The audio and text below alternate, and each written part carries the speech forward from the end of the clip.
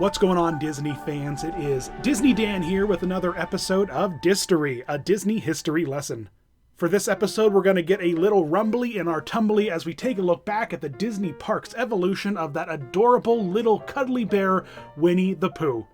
Created all the way back in the 1920s, Winnie the Pooh wouldn't find a home with the Disney Corporation until 1961, when his rights were licensed, along with the rest of the 100 Acre Wood Gang, to star in multiple animated films, ultimately becoming a staple for the Disney Corporation.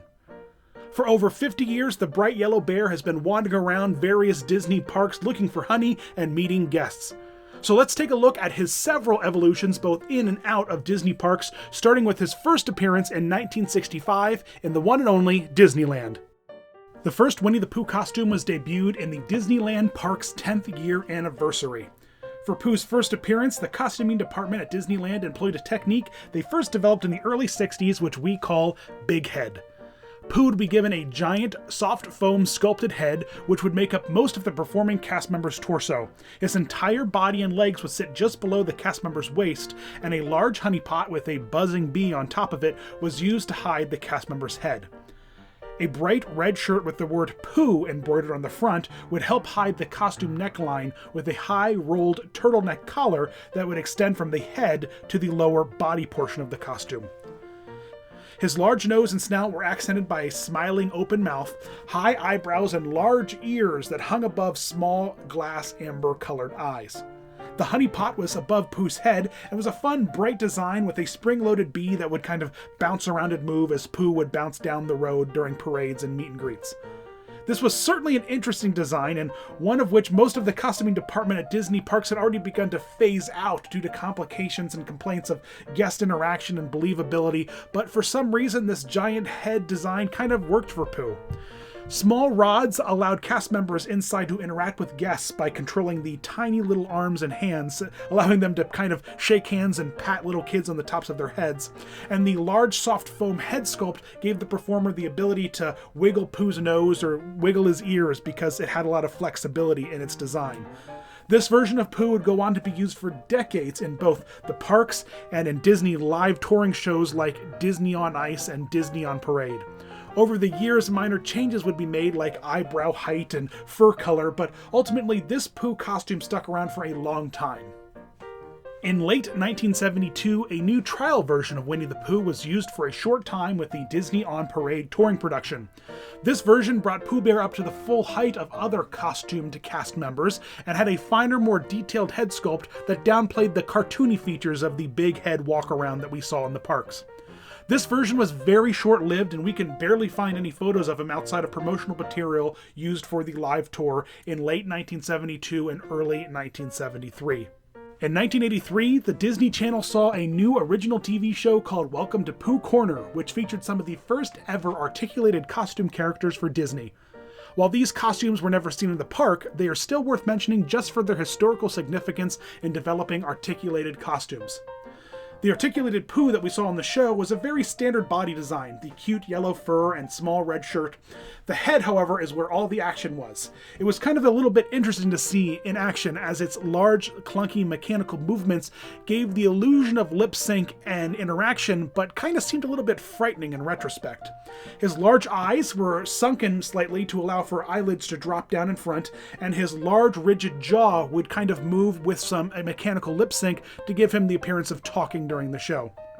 While Welcome to Pooh Corner didn't last for very long, it was still revolutionary for all of the various costumed characters in the show to have articulated radio-controlled heads and really help revolutionize costume characters in general. It was in 1989 that Pooh Bear got a whole new refreshed and redesigned look for the Disney parks. The new costume replaced the Big Head Pooh, which had been used up to this point from its debut in the mid-1960s.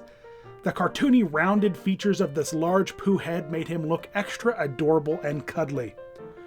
Pooh's snout was constructed out of an exposed painted rigid foam, which sat above a tiny grin that accented his large round cheeks that gave him more of an animated look compared to actually having bear features. His big round head was topped with extra large round ears, and this was the only version of Pooh found in the parks that had white around his black little pupilled eyes, giving him more of a human appearance. 10 years later, in 1999, the more modern and current version of Winnie the Pooh was unveiled in the parks, slimming down most of his features quite a bit while still being super cuddly and adorable. The overall body padding from previous versions was cut down significantly, slimming Pooh's belly from the large rounded one we were used to a slightly weight-lossy one that we can see here. The bright white embroidered Pooh was removed from his bright red belly shirt, and his head sculpt was completely redone, shrinking a majority of his features, including his snout and nose. His eyes went back to just small black pupils, and his ears were reduced in size to just small little rounds topped off on the back of his head. This Pooh continues to be used in the majority of Disney parks to this day for meet and greets, parades, and shows. In 2004, the Disney Live team announced a brand new show for Disney's touring company that would feature Pooh and friends. This would give the cuddly bear his first public articulated head appearance. Not much was changed from the design of the 1999 modern Pooh to this articulated version for the traveling show. His snout was enlarged and split, allowing it to open and close and lip sync with music and dialogue, and his eyes had a unique and kind of fun design, which essentially took a round glass bead and painted one side yellow and left one side black and shiny, and they simply rolled the ball in place to give the illusion of his eyes blinking. The use of lighting and staging in the show gave the articulated head a lot of depth and fun, making it one of the best versions of Pooh to be seen out in public. From the giant head balancing a honey pot to helping introduce articulated motion into costume characters across the park, Winnie the Pooh has seen a lot of evolutions over the past 50+ years of appearances both in and out of the park. So which version of Winnie the Pooh is your favorite? Let us know in the comments below. I'd love to hear it. Personally, I'm going to go with the articulated version from 2004, but I want to know which one is your favorite. As always, a special thanks to Puppy Pets for his incredible amount of research and wonderful website that helps keep my timelines and research in line, so make sure you visit his website and check out more of the information about the history of Pooh. I'll include a link in the description below. As always, thanks so much for watching. Please subscribe to our channel if you have not already, and visit us on various social media like Facebook, Twitter, and Instagram to say hello. I love hearing from you guys, and so please drop by, say hello, give me your requests. As always, thanks for watching. I gotta say as always a lot, don't I? You guys rock. See ya.